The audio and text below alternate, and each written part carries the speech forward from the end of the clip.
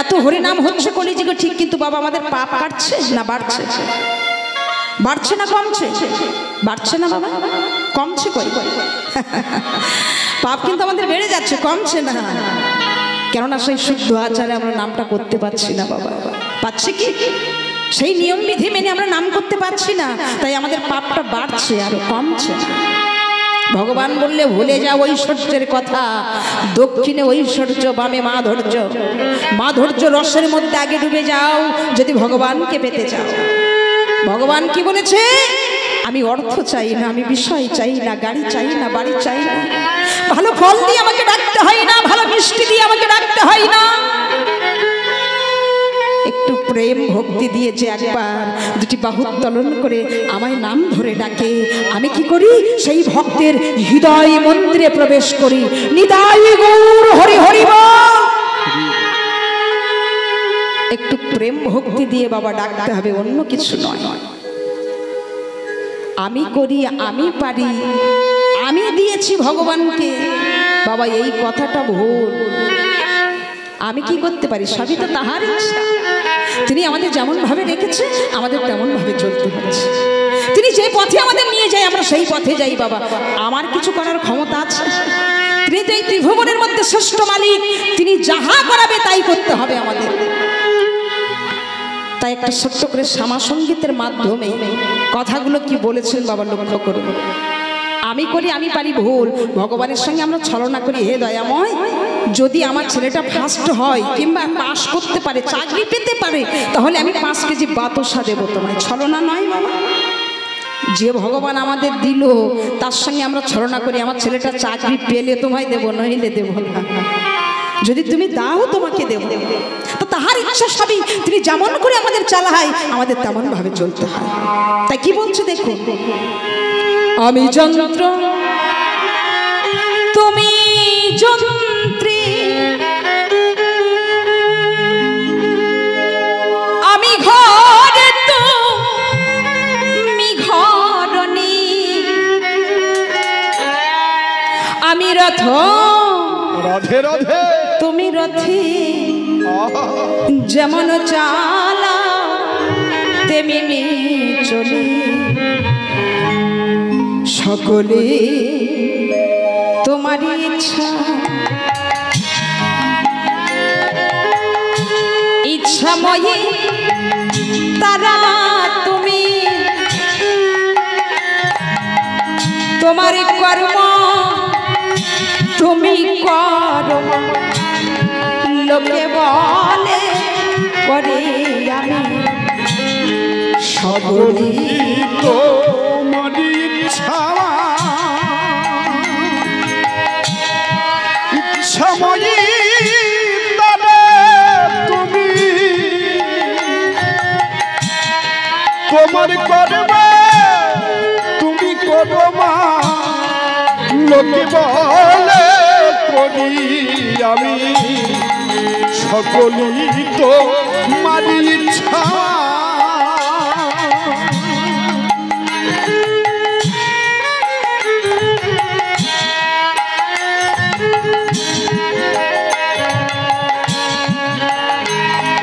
হরি হরি বল, হরি বল, হরি বল।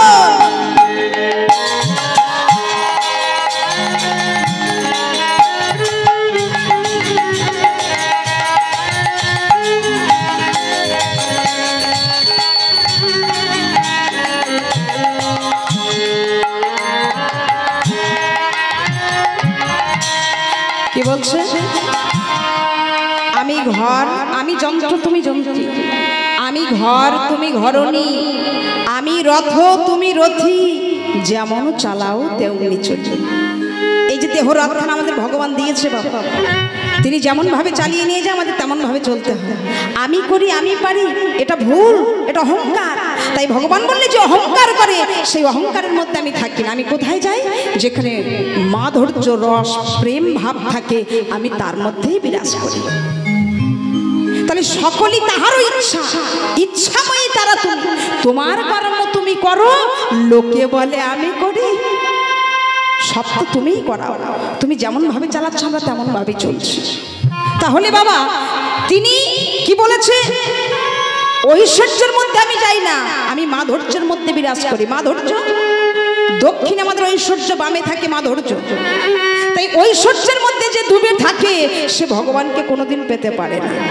কারা পায় বলেন? মাধুর্য, রস, প্রেম, ভক্তি যার মধ্যে আছে সেই ভগবানকে পেতে পারে। সে হয়তো অর্থটাকে ধরতে পারে না, কিন্তু আসল বস্তুকে সে ধরতে পারে। কিরকম? ছোট্ট একটা প্রমাণ বলে যাই বাবা। এক বৃদ্ধা মা প্রত্যেক দিন জল ভরতে যায়। জল ভরা তার কাজ। আমার কি করে জানো? বৃদ্ধা হলেও দু হাতে দুটো পাত্র নিয়ে যায় জল ভরতে। তো যখন দুটো পাত্র নিয়ে যায়, ঠিক জল নিয়ে যখন ফিরে আসে, ওই ডান হাতের পাত্রটা পরিপূর্ণ হয়ে থাকে, আর বাম হাতের পাত্রটা অর্ধেক হয়ে যায়। জল ঝরে ঝরে ঝরে ঝরে অর্ধেক হয়ে যায়। কেন? ওই বাম হাতের যে পাত্রটা, ওর ভিতরে ভিতরে ছিদ্র ছিল। তো জল আনতে আনতে বাবা যখন ঝরে ঝরে পড়ে যায়, একদিন ওই বাম হাতের পাত্রটা বৃদ্ধা মাকে বলছে, মাগো তুমি তো প্রত্যেকদিন আমাকে জল আনতে নিয়ে যাও, দু হাতে দুটো পাত্র কষ্ট করে নিয়ে যাও, কিন্তু মা আমি দেখেছি ওই ডান হাতের পাত্রটা তোমায় পরিপূর্ণ দিতে পারে, কিন্তু মাগো আমি এমন অধম, আমি তোমায় পরিপূর্ণতা দিতে পারি না। আনতে আনতে জলগুলো সব ঝরে ঝরে নষ্ট হয়ে যায়, অর্ধেক হয়ে যায়।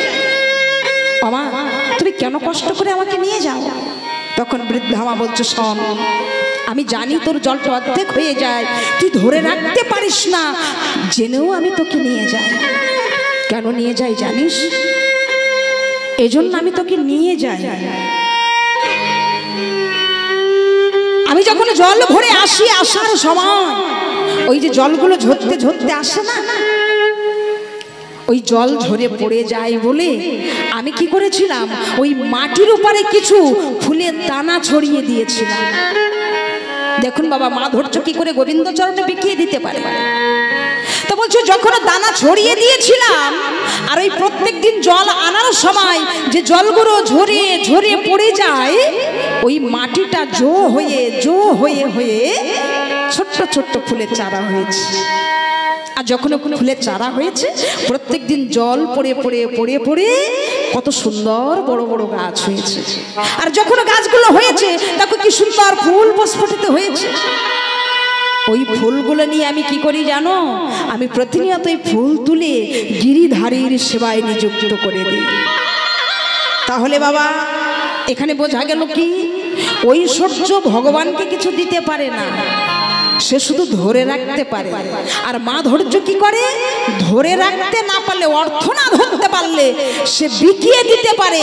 আর তার বিকানোর জন্য সে যে ত্যাগ করে, এই ত্যাগের জন্য সে ভগবানের রাতুল চরণটা পেয়ে যায়। নিতাই গৌর হরি হরি বল, হরি বল।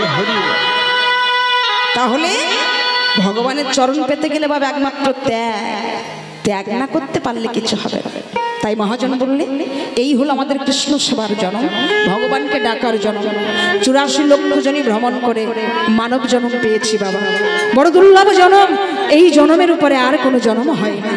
তাই অন্য কিছু নয় মা, আজকের এখানে বাবা লাফালাফি ঝম্প করে কিছু হবে না।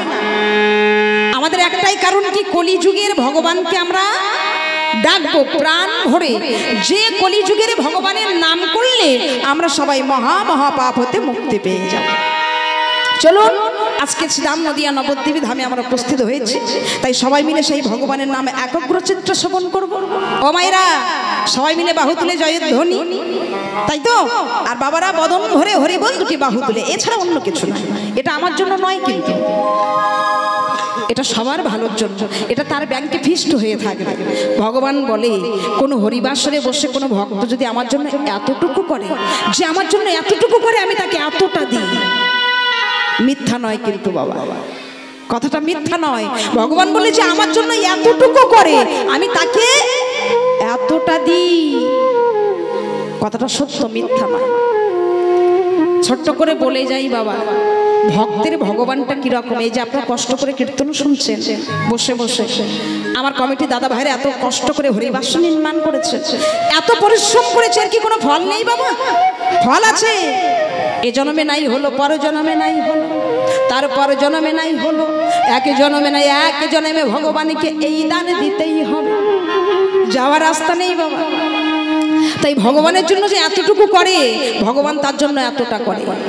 দেখো একদিন ভগবান কি করছে জানো, রাত 12টার সময় 10-12খানা ইট মাথায় করে নিয়ে যাচ্ছে, ভগবানের মাথায় ইট চুরি করে নিয়ে যাচ্ছে।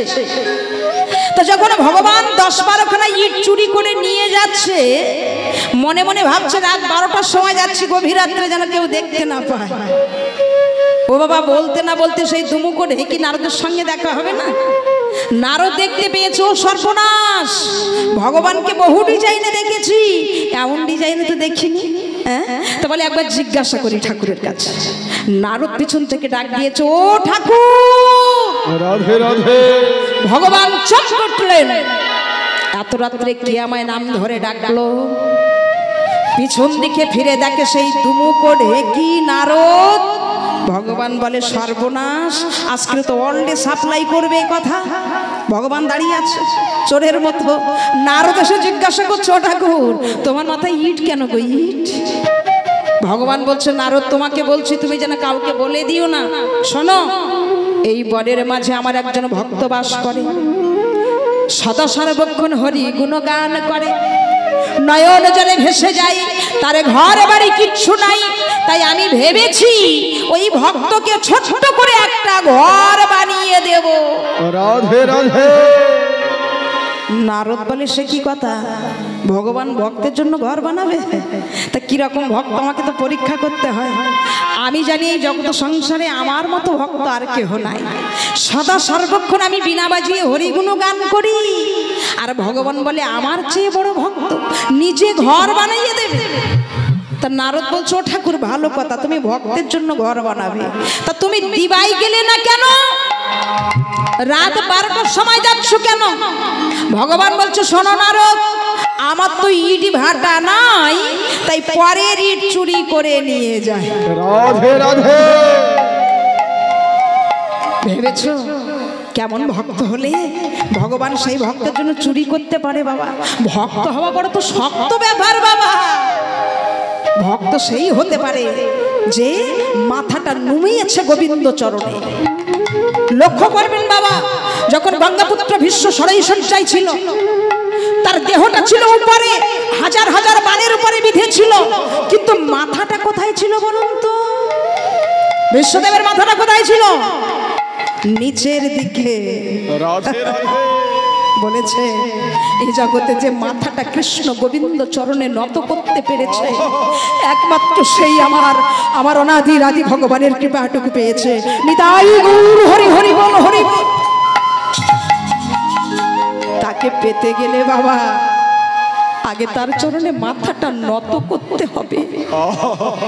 তাই বিশ্বদেব জানতো, আমি যদি কৃষ্ণ চরণ পাই, আর ওই চরণ পাওয়ার জন্য আমার গোবিন্দ চরণে আগে মাথাটা নত করতে হবে। তাই বিশ্বদেবের দেহটা ছিল উপরের দিকে, মাথাটা ছিল নিচে, একটাই কারণ, গোবিন্দ চরণ পাওয়ার জন্য। তো নারদ বলছে, বিরাট ব্যাপার, ভগবান ভক্তের জন্য চুরি করছে, আমাকে দেখতে যেতে হবে। তাই নারদ কি করেছে, একটা রেডিমেড ব্রাহ্মণের বেশ ধারণ করেছে, করে হরিগুণ গান গাইতে গাইতে চলেছে, ভক্ত পরীক্ষা করতে যাচ্ছে। নারদ মুনি বাবা হরিনাম গাইতে গাইতে ঠিক বনের মাঝখানে প্রবেশ করে দেখছে একজন ব্যক্তি বসে বসে 3খানা দায় ধার দিচ্ছে। নারদ দূর থেকে লক্ষ্য করছে, ভগবান বলল ভক্ত, তো সে যদি আমার ভক্ত হবে তা 3খানা দায় ধার দিচ্ছে কেন? এখন বাবা 3খানায় ধার এমন দিয়েছে যে ওই 3খানা দাঁত চক চক চক চক চক চক চক চক করছে। নারদ দূর থেকে লক্ষ্য করছে, ব্যাপারটাকে জিজ্ঞাসা করব, বলে এসেছি যখন জিজ্ঞাসা করে যাই। তাই নারদ ডাকছে, আরে ভাই, এই যে ও ভাই, আরে তোমাকেই বলছি, তোমাকেই বলছি। আরে কি হয়েছে? আরে শোনো ভাই, তোমার নাম কি গো? আমার নাম মাধব। মাধব? হ্যাঁ। আচ্ছা ভাই মাধব, তুমি 3খানা দায় ধার দিচ্ছ কেন? 3জন ব্যক্তির মাথা কাটবো তাই। 3জন ব্যক্তির মাথা কাটবে? হ্যাঁ। 3জনটাকে? শোনো, হ্যাঁ প্রথম কে জানো তো? বলো বলো। প্রথম হচ্ছে ভক্ত প্রহ্লাদ। প্রহ্লাদ। হ্যাঁ। দ্বিতীয় কে জানো তো? হ্যাঁ। দ্বিতীয় হলো মহাভারতের অর্জুন। আচ্ছা। তৃতীয় হলো হ্যাঁ। নারদ। বাবা বলছে আমি তিনজন ব্যক্তির মাথা কাটবো, তাই তিনখানা দায় ধার দিয়েছি। ভাবুন, এইখানে লক্ষ্য করুন কৃষ্ণ ভক্ত কাকে বলে। ভগবানকে কি বাবা অত সহজে পাওয়া যায়? একদিন হরিবাসর করলাম, মানে নেচে গিয়ে একেবারে শেষ করে ফেললাম সব। বাবা এতে ভগবানকে পাওয়া যাবে না। ভক্তি ভক্তি, হৃদয়ের ভক্তিটাকে আগে জাগাতে হবে। হৃদয়ের ভক্তিটাকে আগে তার চরণে নিবেদন করে দিতে হবে। এই হৃদয়ের ভক্তিটা যদি জাগানো যায় তাহলে জানবেন ভগবান এই হৃদয় মন্দিরে বাস করে। প্রত্যেকের হৃদয় মন্দিরে ভগবান থাকে, আমরা কিন্তু কেউ দেখতে পাই। ভগবান যদি না থাকে, কৃষ্ণ এই দেহে যদি না থাকে, এই দেহ কিন্তু আমাদের চলতে পারে না। ভগবান আছে তাই দেহ কাণ্ডারি চলছে। যেদিন ভগবান থাকবে না সেদিন আর এই দেহ চলতে পারে না। তো বলছে আমি তিনজন ব্যক্তির মাথা কাটবো। তা প্রথমকে বলে হিরণ্যকশ্যপুর ছেলে প্রহ্লাদ। সে কি কথা? নারদ বলছে হিরণ্যকশ্যপুর ছেলে প্রহ্লাদ তো বিশুদ্ধ কৃষ্ণ ভক্ত। শুধু কৃষ্ণ ভক্ত নয়, বিশুদ্ধ কৃষ্ণ ভক্ত। তুমি তার মাথা কাটবে? বলছে হ্যাঁ কাটবো। তার অপরাধ? বলে অপরাধ আছে, শুনে নাও। প্রহ্লাদ কি করেছে জানো? একদিন ভগবান সেবায় বসেছে, মা লক্ষ্মী পরিবেশন করছে। যেই না ভগবান এক গাল গালে দিতে যাবে, আর ওই হিরণ্যকশ্যপু প্রহ্লাদকে আগুনের মধ্যে ফেলে দিয়েছে।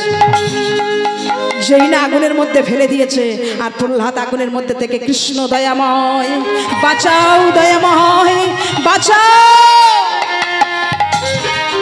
বাঁচাও বাঁচাও বলে যখন প্রহ্লাদ চিৎকার করে ভগবান কৃষ্ণকে ডাকছে, আমার ভগবান কৃষ্ণ সেবাটা রেখে দিয়ে ছুটে গেল প্রহ্লাদকে বাঁচাতে, আগুন থেকে বাঁচিয়ে নিল। তাই মাধব বলছে বলো তো বিচার করে, ভগবানকে কি আর ডাকার সময় পেল না? যদি একটু পরে ডাকতো ভগবান তো কিছু সেবা করে নিতে পারত। যে ভক্ত নিজের সুখের কথা ভেবে আমার ভগবানকে খেতে দেয় না, সেই ভক্তকে পেলে আমি রাখবো না, তার মাথা আমি কাটবো। নারদ বলে বহু ভক্ত দেখেছি, এমন কৃষ্ণ ভক্ত তো আমি জীবনে কোনোদিন দেখি। নারদ বলে ওগো মাধব, এবার বলো তৃতীয় ব্যক্তিকে। বলে মহাভারতের অর্জুন। কি বলছো তুমি? সেনা কৃষ্ণের মরম সখা, তুমি তার মাথা কাটবে? বলে হ্যাঁ কাটবো। অর্জুনের অপরাধ আছে তো? বলো কি অপরাধ? বলে তাহলে শুনে নাও। অর্জুনের অপরাধ কি জানো? যেদিন মহাভারতের যুদ্ধ হয়েছিল 18 দিন, ওই যুদ্ধের সময় অর্জুন কি করেছিল? ভগবান কৃষ্ণকে রথের সামনে দাঁড় করিয়েছিল। অর্জুন রথের পিছনে ছিল। ভীষ্মদেব দিক থেকে যতবার বাণ মেরেছিল সমস্ত বাণ জুড়ে আমার কৃষ্ণের কমলঙ্গে আঘাত করেছিল। ভগবান কৃষ্ণ এক পা পিছিয়ে যায়নি, পলাশ বৃক্ষের মতো দাঁড়িয়ে ভীষ্মদেবের সমস্ত বাণ আমার কৃষ্ণ অঙ্গে ধারণ করেছিল। জানো, আমার কৃষ্ণের অঙ্গ হতে ঝরঝর করে রক্ত ঝরেছিল। যে কমলাঙ্গে মাতা যশোমতী চন্দন দিতে ভয় পায়, এখানে বিঞ্চিত বাঞ্ছিত কমলাঙ্গ হতে ওই ভীষ্মদেবের বাণের আঘাতে যখন ঝরঝর করে রক্ত ঝরেছিল, ভগবান কৃষ্ণ এক পা পিছিয়ে যায়নি, পলাশ বৃক্ষের মতো দাঁড়িয়ে ভীষ্মদেবের সমস্ত বাণ অঙ্গে ধারণ করেছিল।